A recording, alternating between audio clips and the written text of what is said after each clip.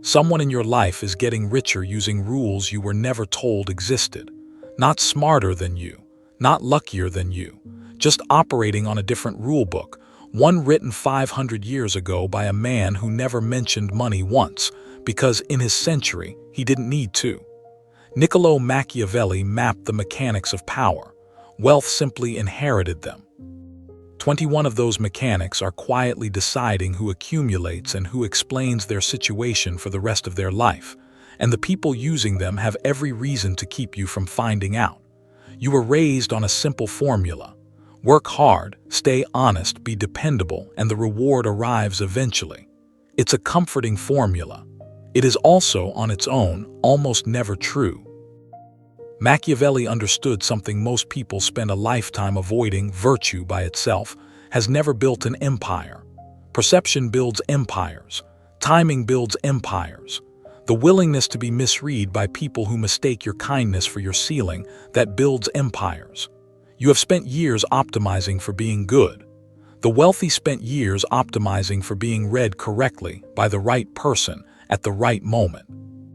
In The Prince, Machiavelli warned that anyone who wants to survive among people who are not virtuous must learn when virtue becomes a liability, and use that knowledge according to necessity. Translate that sentence into a bank account, and it stops sounding cold. It starts sounding like the only honest description of how capital actually moves through a room full of people pretending to be generous. None of what follows is motivational language. It's cross-referenced against behavioral economics, the field that explains why identical advice works for one person and fails completely for another. The difference was never the advice. It was the psychology underneath it, and that psychology has a name older than compound interest. The first law is the debt no statement will ever show you. Comfort feels like safety. It behaves like a slow leak. Every year you choose the predictable paycheck over the uncertain leap. You're not avoiding risk, you're financing someone else's. The wealthy price comfort as a cost, not a reward. That single reversal changes everything downstream, and you haven't made it yet. Then there's the tax you've paid your whole life without naming it, the approval tax. Softening a number, apologizing for a request, shrinking a negotiation so the other person stays comfortable. The wealthy let people be uncomfortable. That discomfort was always the price of your leverage, and you've been paying it in advance. Close behind sits the honesty trap. You were taught transparency is a virtue. In negotiation, it's frequently a liability. Every plan revealed too early gets quietly dismantled by people who benefit from your predictability. The wealthy disclose outcomes, never intentions. You disclose both, and wonder why the room keeps rearranging itself around you. There's a visibility illusion running under most careers, the belief that being seen working hard equals being positioned to win. It doesn't. Effort is loud. Leverage is quiet. The people accumulating fastest are rarely the most visible people in the room, and that should unsettle you more than it does. Urgency, too, is manufactured more often than it's real. Someone benefits every time you feel rushed. The wealthy pause and ask who wrote this deadline before they obey it. You've never once asked that question out loud. Loyalty deserves harder scrutiny than you've given it. You were taught loyalty to an institution is character. Machiavelli would call it miscalculation. Institutions do not reciprocate loyalty, they absorb it. The wealthy stay loyal to their own trajectory first and treat everything else as temporary. Underneath all of it lives the fear of being disliked, the quiet engine behind every underpriced service, every unclaimed raise, every swallowed negotiation. Being liked and being paid fairly were never the same transaction. You've been confusing them since your first job. There's a ceiling installed early, mistaken for personality, inherited scarcity. The wealthy didn't inherit a higher ceiling.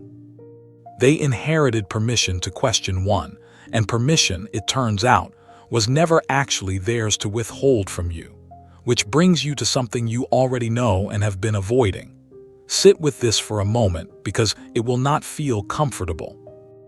Every financial decision you've called cautious in the last 5 years, pause and count them. Was that caution protecting your future, or was it protecting the story you tell about who you are? Machiavelli would say the second one. Prudence and self-protection wear the same face, and only one of them costs you anything. You have likely been paying for the wrong one for years and calling it wisdom. Patience gets misused constantly. You confuse waiting with strategy. Waiting is passive. Strategic patience is loaded, aimed, and timed. One produces nothing, the other compounds while you sleep, and you've spent years practicing the wrong one. Information behaves differently at the top. Those with capital hoard specifics and share generalities. Those without capital do the reverse, broadcasting plans, whispering nothing that matters. Silence, used correctly, functions as a financial instrument. You've been giving yours away for free. The risk aversion reflex deserves a harder look than you've given it. It isn't caution. It's frequently a story your nervous system tells to protect a status quo that was never protecting you back. Comparison quietly bankrupts more people than bad investments ever have, because a life built to look correct beside the neighbors is rarely built to be free. The wealthy stopped consulting that particular audience a long time ago. There's a rescue complex worth naming honestly, the compulsion to financially save people who never asked to be saved, mistaken for generosity when it's frequently unprocessed guilt wearing a kinder mask. Permission-seeking runs quieter still, waiting to be chosen, credentialed, validated before you act. The wealthy stopped waiting for permission somewhere along the way. Nobody clapped when they did. They just started moving. Politeness has a price you've never itemized. The negotiation never opened, the raise never requested, the fee never questioned, all in service of staying agreeable. Agreeableness has never once appeared on a balance sheet, and it never will.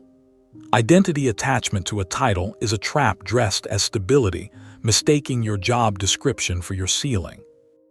The wealthy hold roles loosely and hold direction with both hands. Timing blindness convinces you to wait for a right moment that was never going to announce itself.